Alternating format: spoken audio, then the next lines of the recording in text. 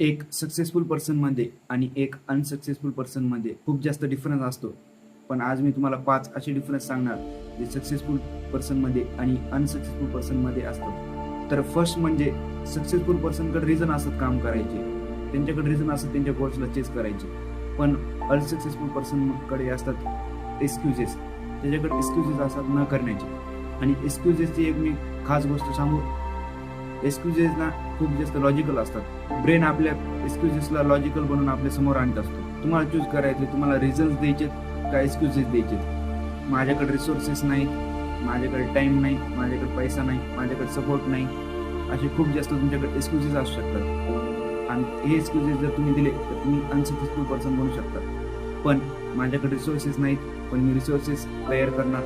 माझ्याकडे टाइम नाही, पण मी टाइम काढणार. माझ्याकडे सपोर्ट नाही, पण मी रिच बनवणार. माझ्याकडे पैसा नाही, पण मी पैसा कमवणार. जर तुम्ही असे रिझन दिले, करायचे रिझन दिले, तर तुम्ही ऑटोमॅटिक सक्सेसफुल बनता. तर नेक्स्ट टाइम तुम्ही डिसाईड करा, तुम्ही रिझन देतात का एक्सक्यूज देतात. हे तुम्ही डिसाईड केलं तर तुम्ही डेफिनेटली एक सक्सेसफुल पर्सनच्या लिस्टमध्ये जाता. Number 2, it's about choice. तुमच्याकडे रोज सकाळी उठल्यावर एक चॉईस असते. आता मी जेव्हा उठतो तेव्हा माझ्याकडे एक चॉईस असते, लवकर उठायची चॉईस. तुम्ही एक ऑब्झर्व केला असेल, तुमचं ब्रेन 5 वाजताच ॲक्टिव्ह होतं. म्हणजे तिथून पुढे तुमच्याकडे चॉईस असते उठायची.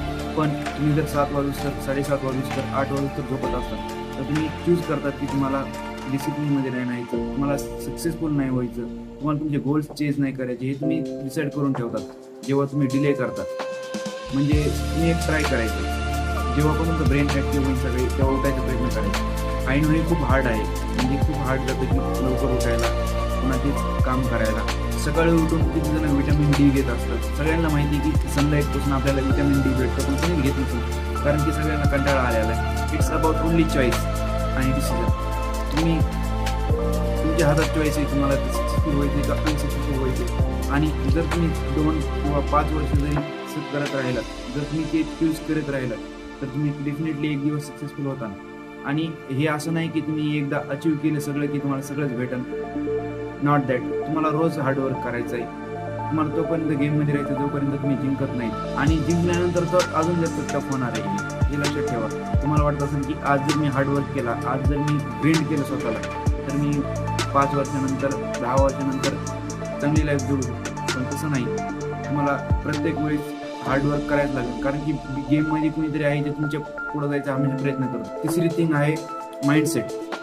सक्सेसफुल पीपलचा माइंडसेट आणि अनसक्सेसफुल पीपलच्या माइंडसेटमध्ये खूप जास्त डिफरन्स असतो. एक सक्सेसफुल पर्सनचा पर्स्पेक्टिव्ह अलग असतो बघायचा, आणि अनसक्सेसफुल पर्सनचा पर्स्पेक्टिव्ह अलग असतो बघायचा. लेट सपोज एक सक्सेसफुल पर्सन आहे, त्याच्या मनामध्ये काय असणार? त्याच्या मनामध्ये हमेशा एक मोठी गाडी, लक्झरी गाडी असणार. आणि एक गरीब पर्सन म्हणजे जे पुअर आहे, त्याची मेंटॅलिटी पुअर आहे, त्याच्या मनामध्ये काय असणार? हमेशा त्या मनामध्ये हमेशा एक छोटी गाडी किंवा 10 लाख 15 लाखपर्यंत गाडी असणार. काही काही तर असे पुअर पर्सन आहेत ज्यांनी कधी 4 व्हीलर स्वप्न पण नसले बघितलं, कारण की त्यांना माहिती कधी घेऊ शकत नाही. पण ज्यांनी घेतली त्यांना माहिती होतं कधीतरी ते घेऊ शकतात, म्हणून त्यांनी घेतली. म्हणजे हा असतो बघण्याचा पर्स्पेक्टिव्ह. आणि चौथी गोष्ट म्हणजे बिलीव्ह. ते स्वतःवर खूप जास्त बिलीव्ह करत असतात जे पर्सन सक्सेसफुल असतात. आणि जे फेलियर असतात, म्हणजे त्यांच्या लाईफमध्ये काहीच करू शकले नसतात, त्यांचा स्वतःवर विश्वास नसतो. सेल्फ कॉन्फिडन्स आपण त्याला म्हणतो. एक असतो कॉन्फिडन्स आणि एक असतो सेल्फ कॉन्फिडन्स. एका हॉलमध्ये जाऊन 50 लोकांपुढे स्पीच देणं म्हणजे कॉन्फिडन्स.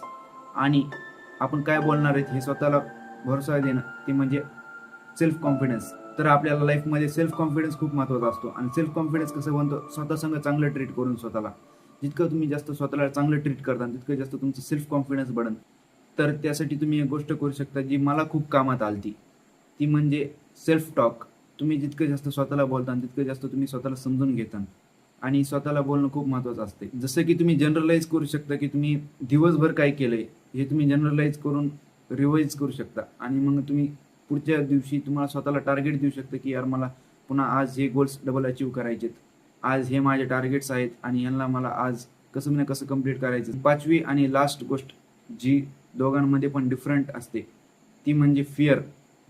एक फेलियर पर्सन हमेशा फिअरमध्ये असतो की त्याने जर काही नवीन ट्राय केलं तर ते फेल होईल, किंवा त्याने जर त्याचा इन्व्हेस्ट केले पैसे तर ते फेल होईल, त्याचे पैसे गमावून बसन तो.